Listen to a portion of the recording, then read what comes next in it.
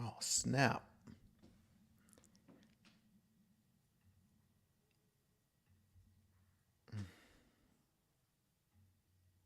Okay, that's better. If you're watching the recording, check the timestamps to see when we officially begin.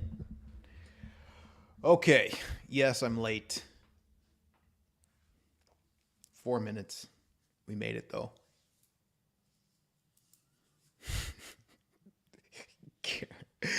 Karen says, I got so excited to be here, I threw my garlic in the bin. That is wild.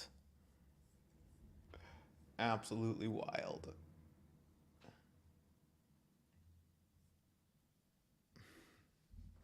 Okay. Testing 1, 2, 3, 4. Does it sound like I'm talking into a microphone? So it sounds good on your end? Assuming so.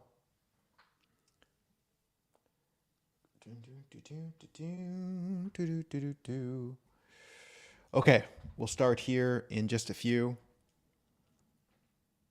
I am slightly all over the place here.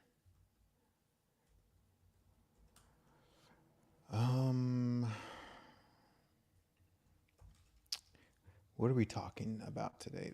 The guilty thing. Okay.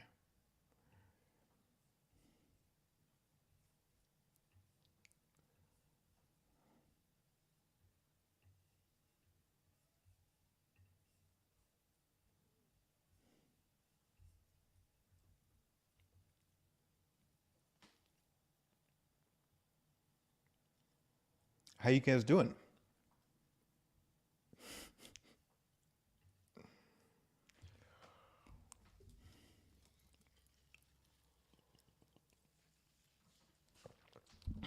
Oh my goodness.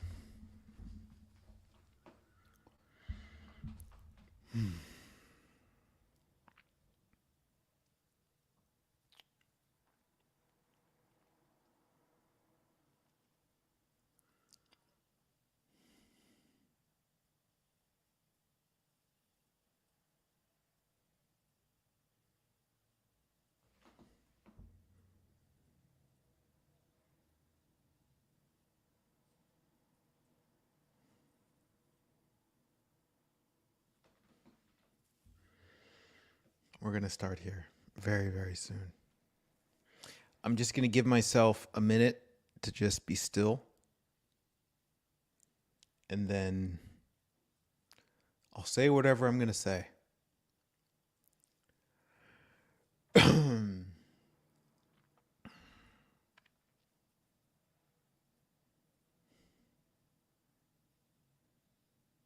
I'm going to have to reschedule my house cleaning because my house cleaner comes at 10 o'clock for 2 hours, which is the 2 hours leading up to this live stream.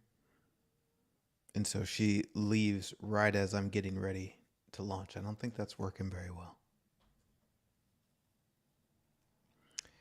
Portugal's lovely.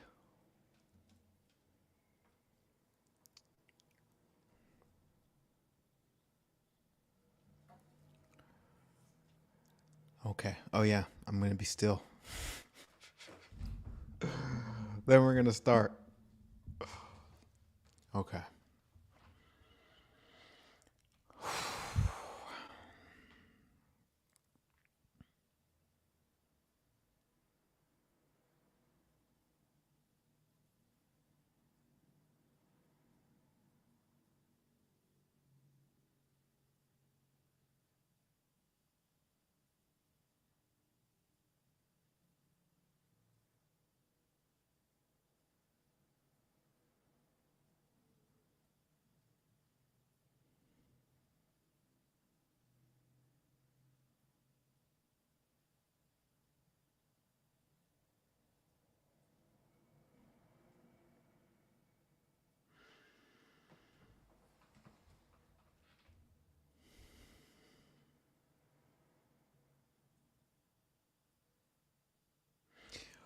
Welcome, my friends. This is the program. holding space for love to be seen. My name is Tiger. We're going to hang out here for about an hour. The topic today: how to stop feeling guilty without spiritual bypassing. Okay, beautiful topic.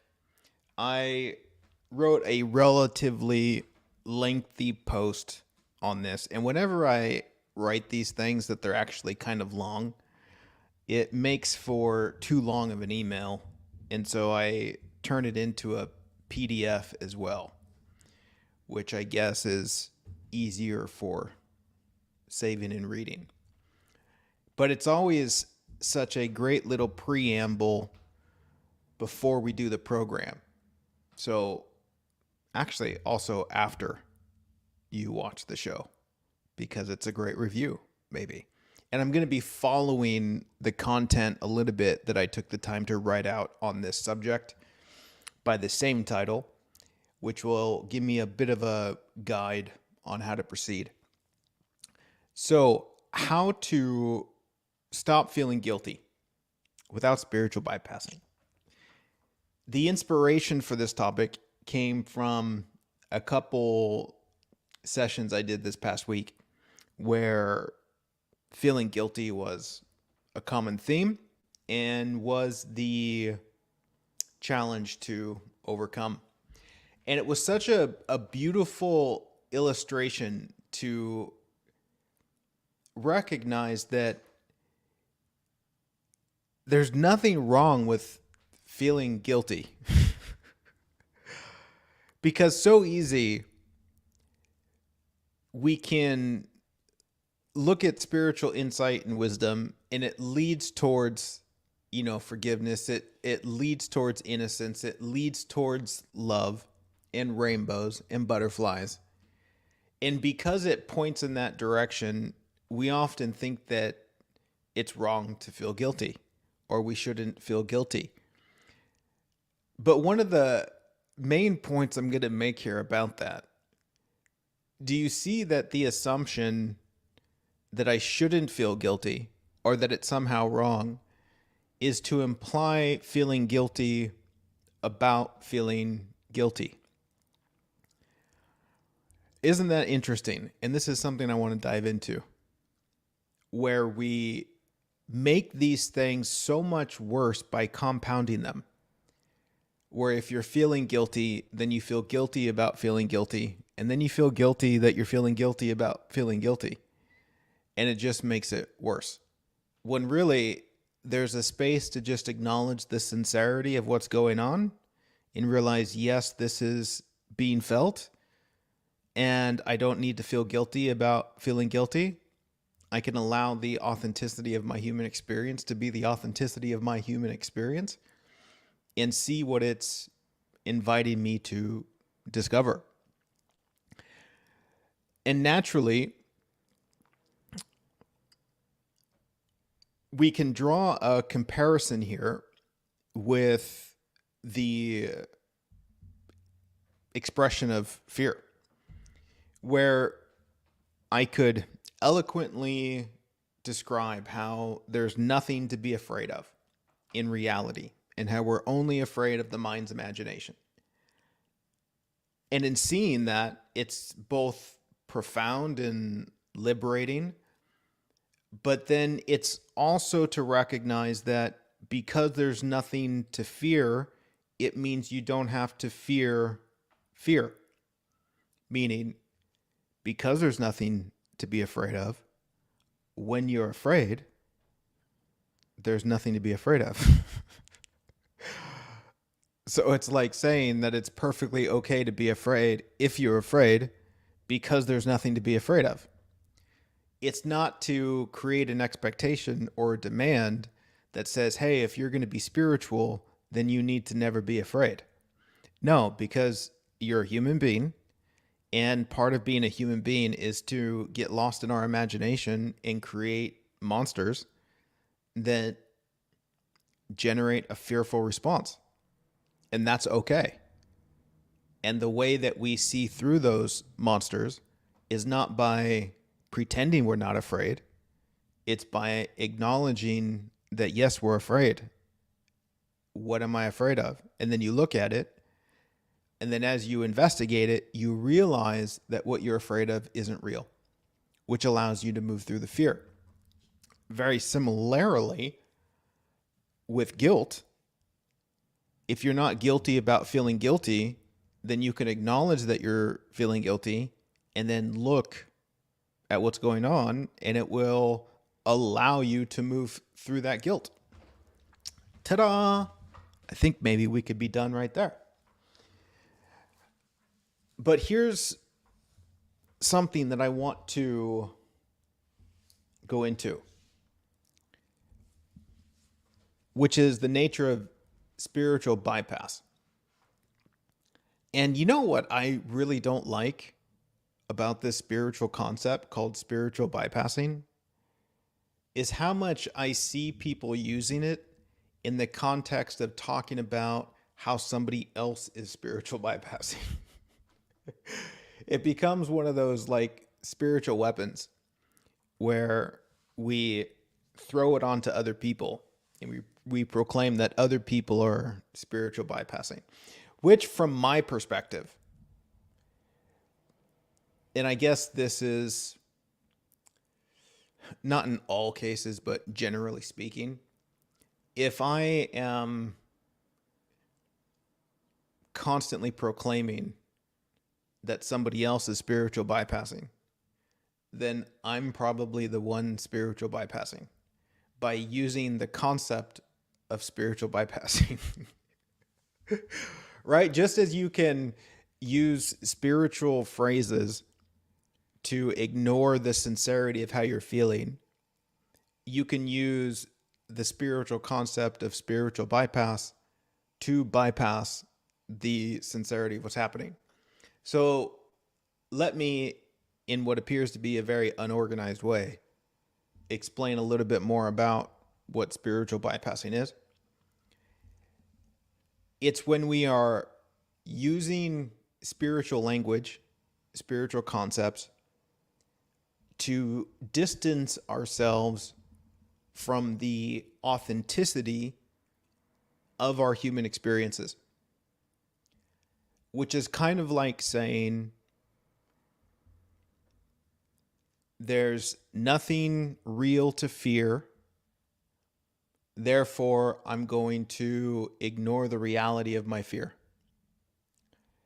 It could also be like saying all is incredibly well, so I'm going to ignore this inner sensation that all is not well. And on and on and on. You get it. And it's super common to do this. It's super understandable that we would do this. But sooner or later, there's going to be this recognition that all spiritual insight and wisdom is attempting to expose a landscape of freedom that invites you to just be you. It's not an invitation that says be spiritual. It's an invitation that says it's okay to be human. Like in the example of there's nothing real to fear, so it's okay if you're afraid. Right? Because isn't that the common difficulty in being human? Where if we're afraid, we think it's not okay to be afraid. If we're feeling guilty, we think it's not okay to be feeling guilty. If we think all is not well, we think we should see that all is well. There's a profound growth and liberation that happens when you just allow yourself to relax into the authenticity of your human experience and allow what is really there without hiding from it, without running away from it, without pretending it's not there, but to just be incredibly honest with yourself. And, you know, we have to laugh at this because it is a little bit funny the ways we pretend ourselves out of our authenticity. Because again, that's fine. We're understandably afraid of the sincerity of our experience. We might constantly be thinking that we're getting it wrong. And in that fear, we pretend. We pretend like we know what we're doing.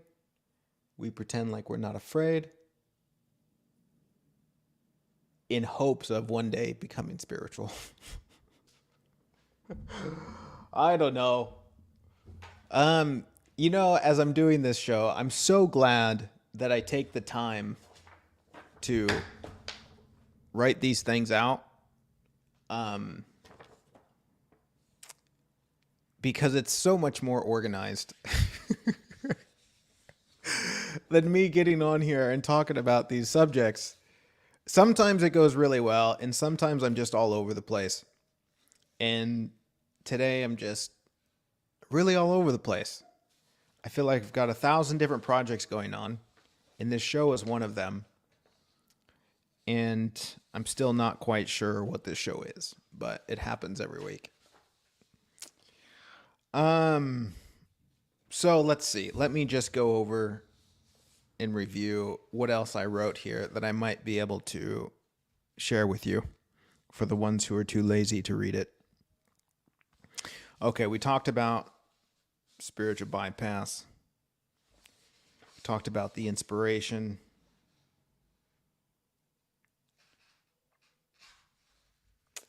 We talked about feeling guilty. We talked about the real spiritual pointer, which is inviting you to relax.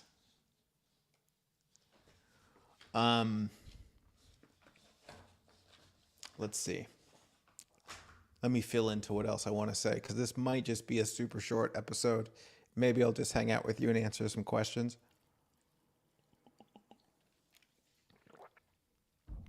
Yeah, I think I'm just going to do that, and I'm just going to invite you. Like, if what I was talking about, how to stop feeling guilty, just read the PDF, man.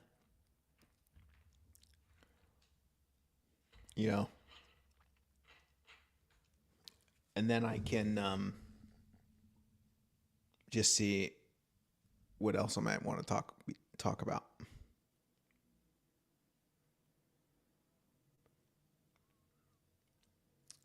Okay.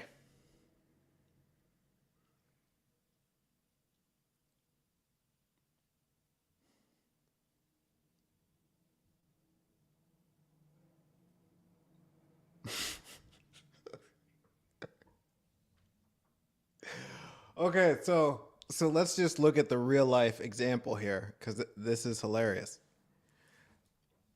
In a playful way, I could feel guilty right now because my plan was to show up here today and have a lot to say about this subject because I wrote a lot about it. But then the sincerity of my experience is that I'm showing up to do this show and I'm really not feeling like talking a lot about the subject that I wrote about. And so there's a 3.5% guilty feeling that says, oh man, I should have been more prepared. Or, oh man, now it's not going good, and it could have if I don't know, whatever. And so in allowing the awareness of that guilt without judging it, it's adorable. And I see very clearly that it's just an innocent misunderstanding about what this is all about. Like, I'm supposed to be getting somewhere. I'm supposed to be making some sort of progress in this program, when really the whole point of this program is for me to just show up and see what happens. And so I see that there isn't really anything to feel guilty about. But that doesn't mean that I shouldn't feel guilty. It's adorable. It's adorable that I would feel guilty because I don't need to feel guilty. So I don't have to feel guilty about being guilty. And then the guilty that I do feel is kind of sweet. It's beautifully human. And actually, this reminds me about one of the conversations I had in a session last week where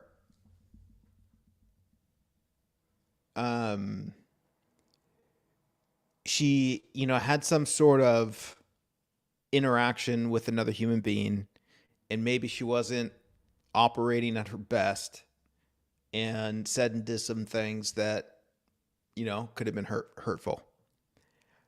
And afterwards, naturally, she felt guilty.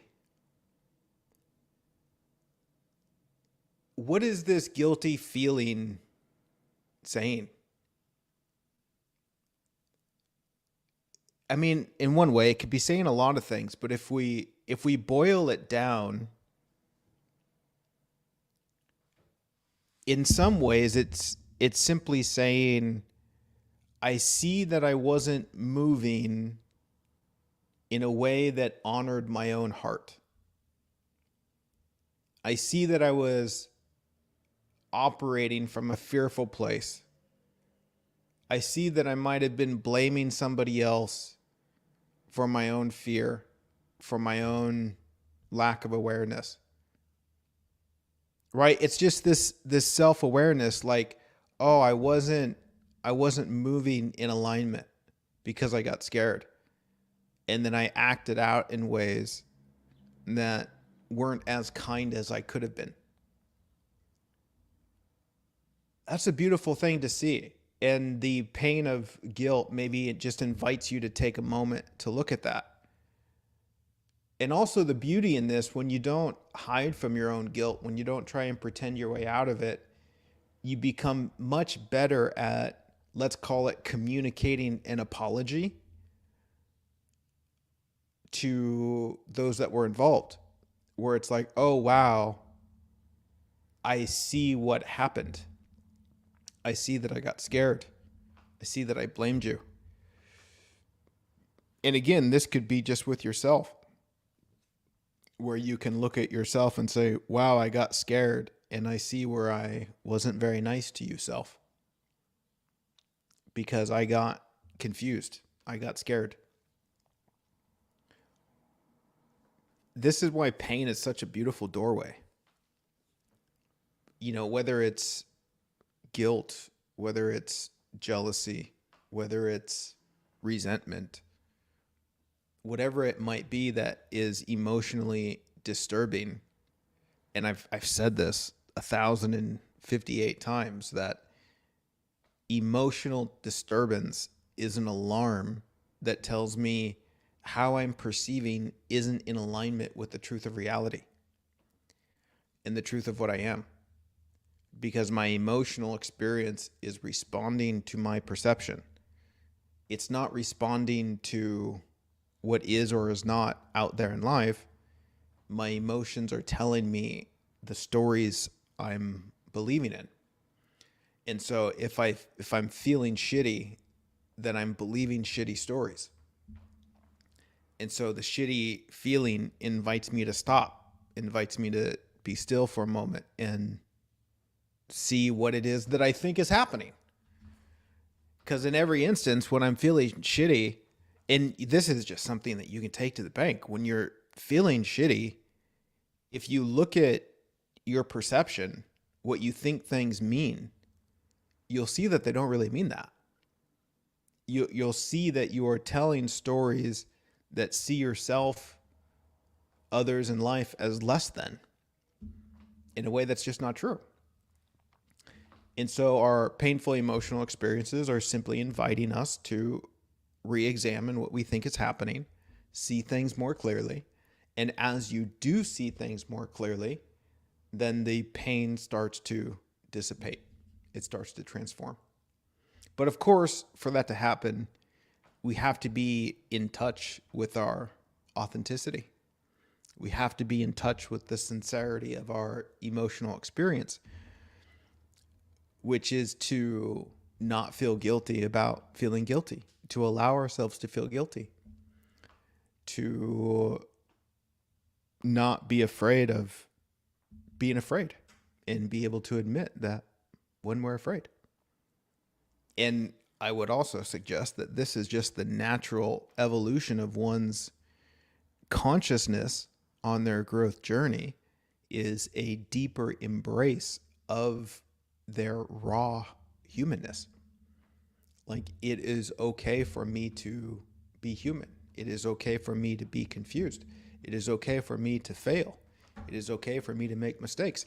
Because again, like I said, the more it's not okay, then the more we pretend, the more we resist, and the bigger mess we make.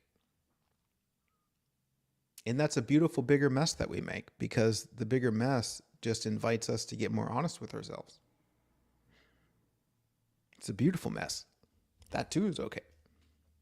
It's all teaching. It's all pointing.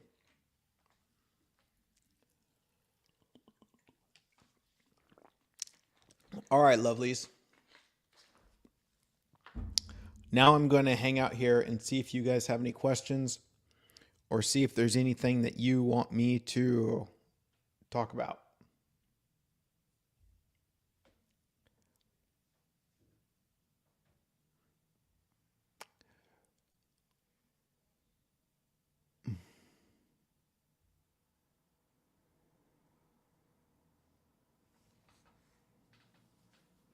Here's a question. What about a life situation where someone has done something that they have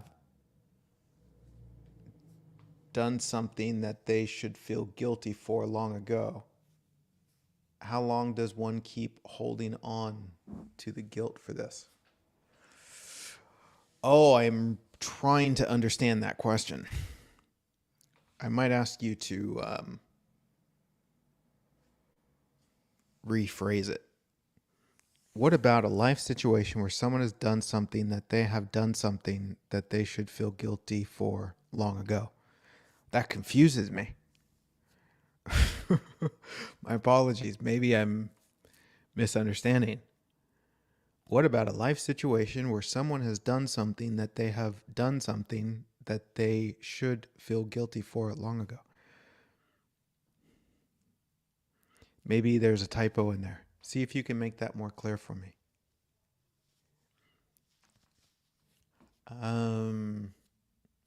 Well, if you're getting my emails, you would have got the PDF yesterday. And so if you haven't, then reach out to me some way, somehow, and try and get it to you.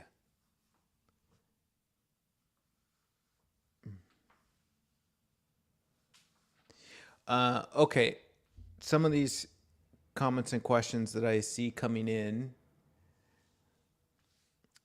revolve around, what about wanting other people to feel guilty? Oh my gosh.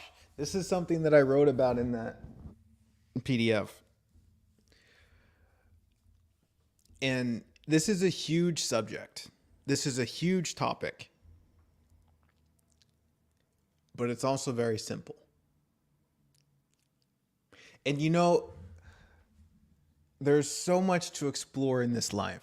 There's so much profound shit to discover that opens our heart to so much love.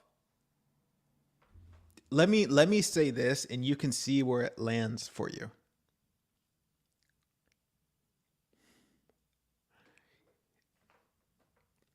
If you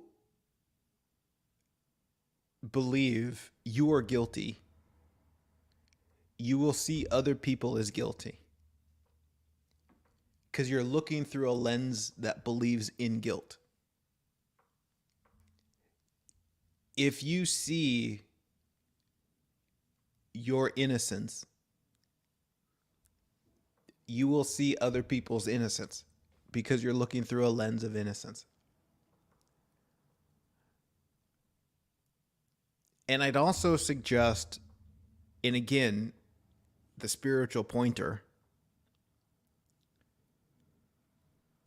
guilt is a man-made construct. It's a construct that is used to survive the ego. The ego thrives on guilt, whether it's self-guilt or projecting guilt. Because in order for guilt to be a real thing, there has to be separation. And the ego survives on a belief in separation.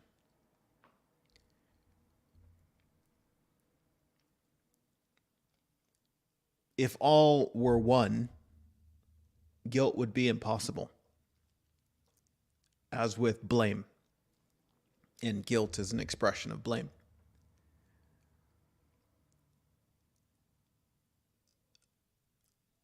What I encourage you to look at, if you're open to it, is to see how guilt validates ego. Whether it's you feeling guilty about you or you seeing other people as guilty. And again, sporadically, this leads me to remember something that's very simple, and I want to put into words for you.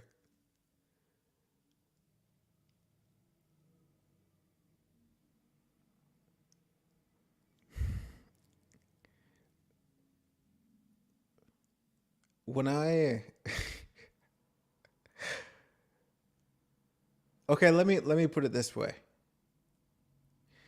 When I experience the energy of resentment,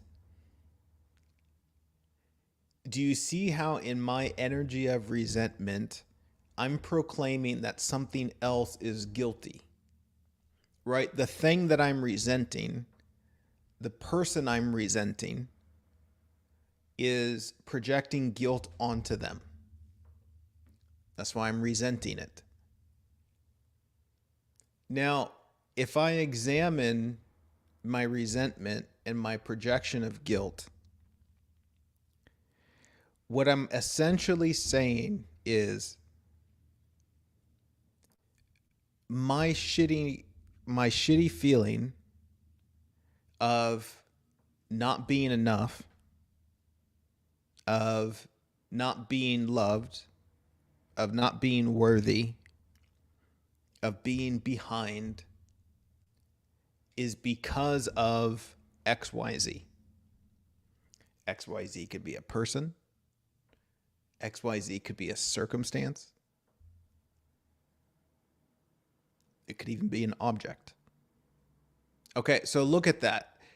My suffering, what is my suffering other than a declaration that I'm not enough?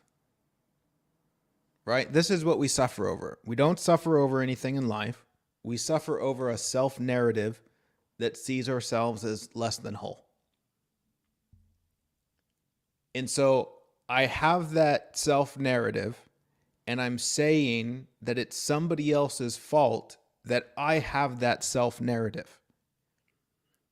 And so whoever's fault I proclaim it is, I'm proclaiming they're guilty. They're guilty of making me have this self-narrative. Is that true?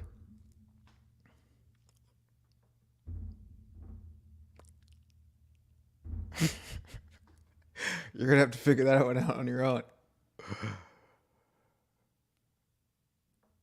Even if I go through circumstances that maybe weren't what I wanted, I can only suffer those circumstances if it creates a self-narrative that projects a meaning that says I'm now not enough because of the circumstance, right? You see, I'm not suffering over the circumstance. I'm suffering over my interpretation of the circumstance. And if I have a shitty interpretation which says I'm not enough, then I blame the circumstance for my narrative. Do you see this? I'm saying the circumstance is guilty for making me believe that I'm not enough, which is also to say it's making me not see myself clearly.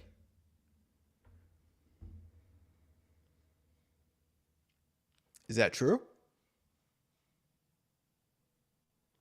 You see, this is pointing again in the direction where the concept of guilt collapses, because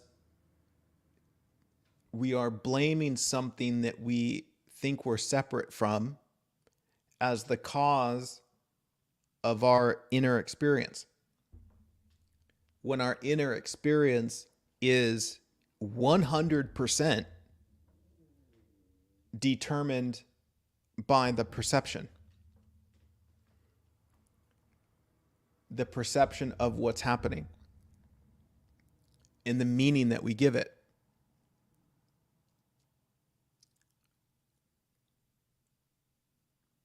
This is where I see the innocence in all circumstance and the innocence in whatever other people say or do. Because whatever they say or do cannot make me tell a self-narrative that I'm less than. Right? Now, again, I'm not talking about if somebody punches me in the face. Yes, it'll hurt, but that hurt doesn't mean it requires suffering. And it's really interesting, like the profound difference between pain that comes with suffering and pain that's empty of suffering. Because the pain that's empty of suffering is a pain that comes and goes. It's easy to let go of it. But the pain that comes with suffering is very difficult to let go of. Which is often why I point people who are experiencing chronic physical pain to let's first relax our suffering over that pain, which is our resistance to it, our stories about it, and then meet the pain as it actually is without all the stories. And then we start to realize that the pain isn't nearly as bad as we make it out to be. And then as we meet it without all of those stories, we're much more available to get in touch with the lesson. And in those lessons, they help us deal with the pain in healthier ways that might bring some sort of resolution.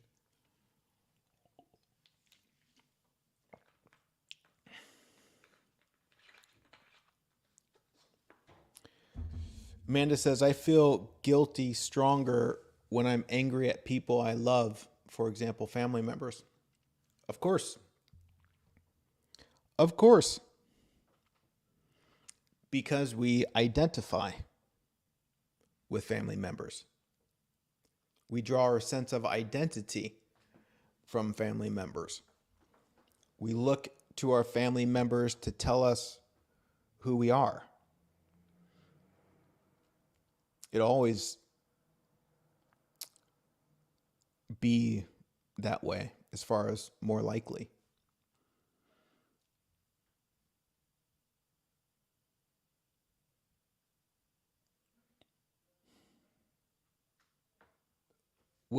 And it also probably tells you how important it is for you to operate in a loving way towards those you love.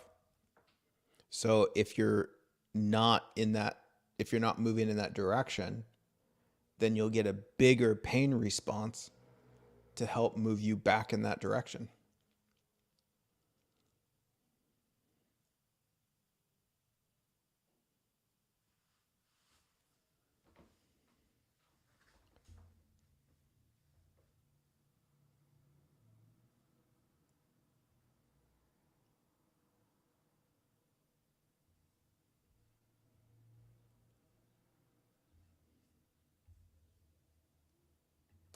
reading comments.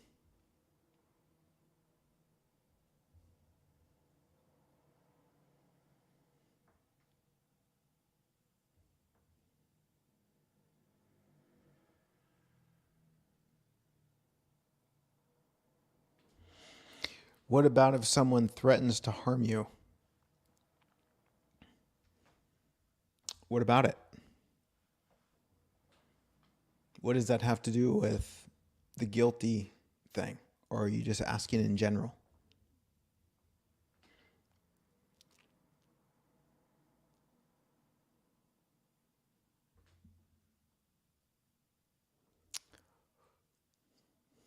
What about it? What about if someone threatens to harm you?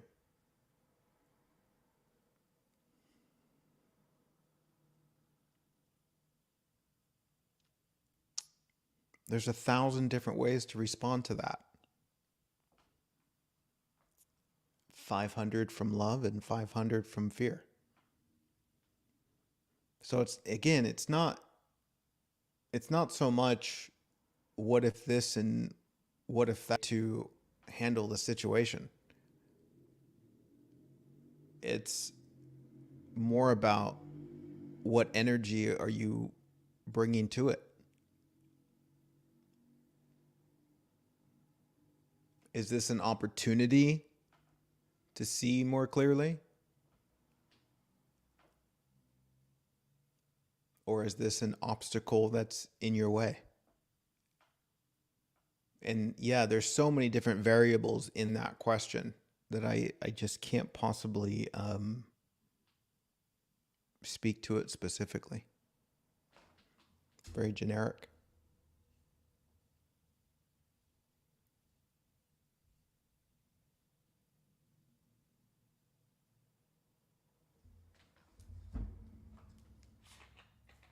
Yeah, look at that, you guys. That whatever the emotional issue is, whatever the disturbance, there's an underlying interpretation that you're not enough. Is that true? Or is this an opportunity for you to see things more clearly so that you can operate in a more loving way? It doesn't have to be about your worth and value. You're just learning. It's fascinating to see these things. It's fascinating to see the perceptions that we have that distort reality and sees ourselves in a way that's so far removed from the truth of life. And consequently, how we see others.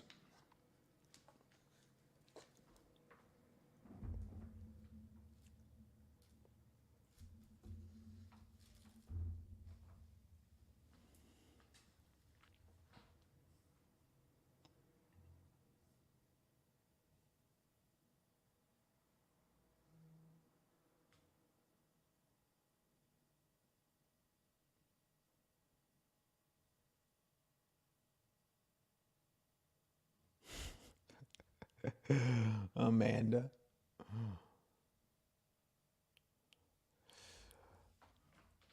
But it's like I'm not allowed to be angry / feel guilty because of all the love they give me.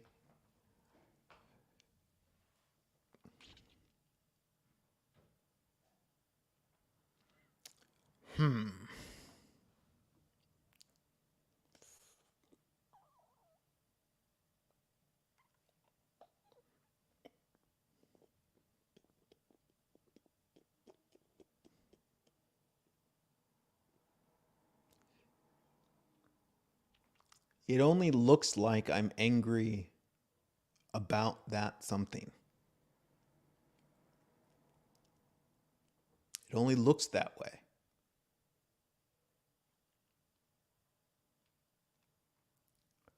And so often, this energy of anger is simply blaming something or someone. It's almost like saying, I'm angry at the world for not loving me because I can't love me. And if I could love me, then I wouldn't need the world to love me. So there'd be nothing to be angry about. And so my anger towards the world not loving me is actually a reflection of an anger at myself for not loving me. But I take that and I put it on other people.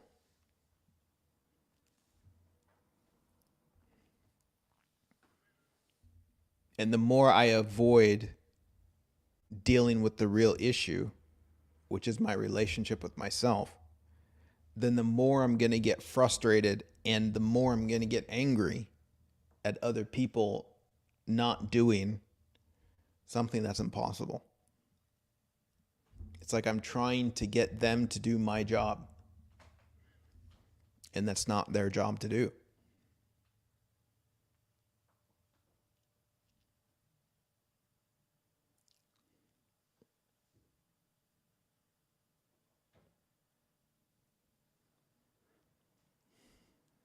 I am so hungry right now. I think that's part of my slight frustration here with you today is I haven't eaten yet. I'm hungry.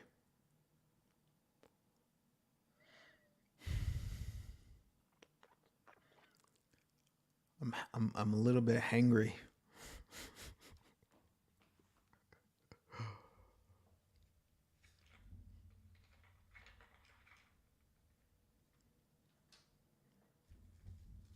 And man, this morning I was so irritated with technological difficulties like online programs and website functionality things not working. Just errors and stuff.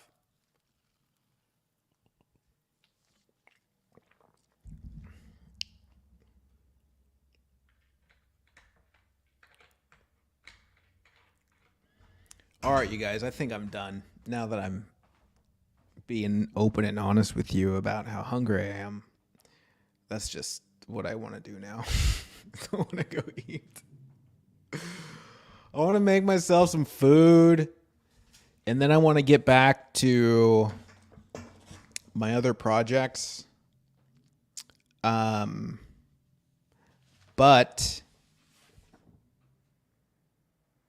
you might want to look into reading this.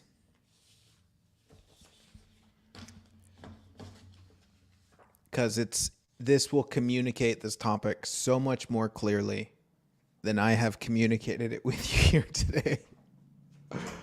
I was not able to show up in the way that I wanted, but oh well. That's what happened. We'll just have to trust that it was enough. And we're not even going to do a guided meditation today. I'm just not feeling it. And somehow I feel like that is perfectly fine. All right, lovelies.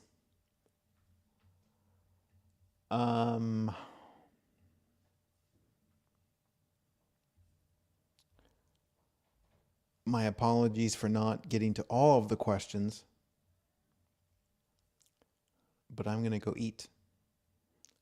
I am scheduled to be back here next week. I don't have a topic yet. If you have topic ideas, reach out and let me know. And I may write something about that and talk about it a bit on this program. Okay. I'm going to go. Bye-bye. Thanks for your support. Thanks for showing up. See you next week.